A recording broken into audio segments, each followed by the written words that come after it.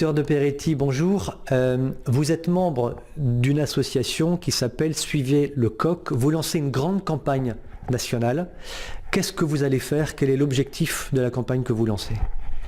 Alors Suivez le coq est une association de 1901 qui a été créée récemment et qui a donc réussi d'ores et déjà à regrouper 300 bouchers dans un réseau qui garantit la fourniture à leurs clients de viande non halal, c'est-à-dire qui ont été tuées donc de façon traditionnelle.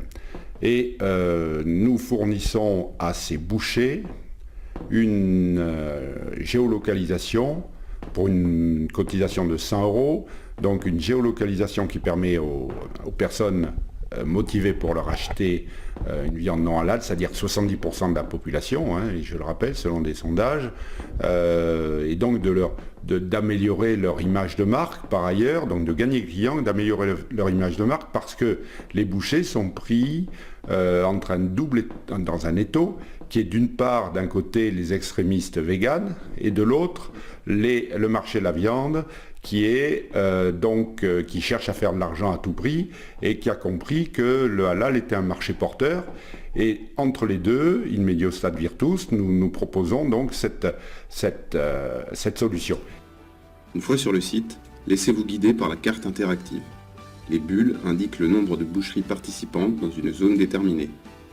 En cliquant sur l'une d'elles, vous accédez à une échelle de carte inférieure qui vous donnera le détail des commerces et leur adresse précise.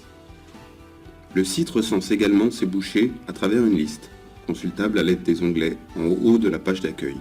Et nous engageons donc à partir de cette semaine, donc du 1er mars notamment, une grande campagne avec donc de la publicité, un encart publicitaire qui va apparaître pendant 3 semaines dans l'hebdomadaire Valeurs Actuelles, une grande campagne d'emailing.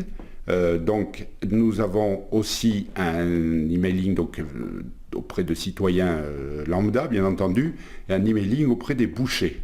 C'est pour inciter, docteur, les consommateurs français à acheter de la viande française chez les bouchers.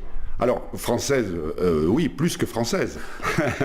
Plus que française. De la viande qui est garantie, abattue dans des conditions normales de respect de l'animal et du consommateur.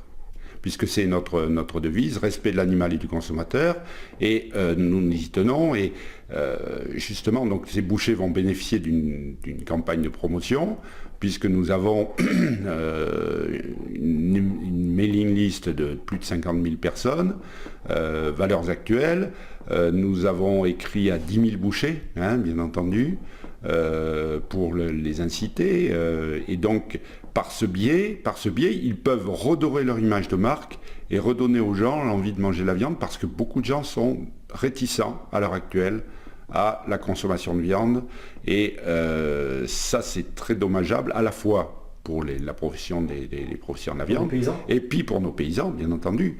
Vous avez entendu parler du Mercosur, qui va être signé, donc avec justement l'importation de viande à des prix.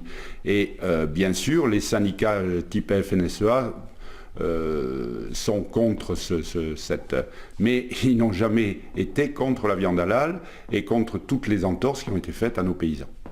Or, le halal fait une progression importante en France. Bien sûr, parce que le halal bénéficie d'un double effet qui se coule, si je peux utiliser l'expression. C'est la conjonction j'utilise des termes un petit peu forts, de l'obscurantisme et de l'affairisme.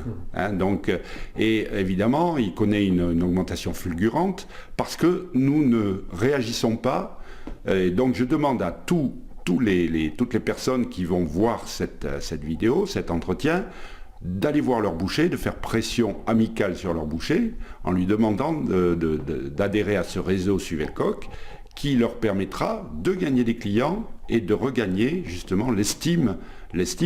Ils n'avaient pas totalement perdu, heureusement, mais en tout cas de travailler à redorer le blason de la profession. Je vous remercie, docteur de Peretti.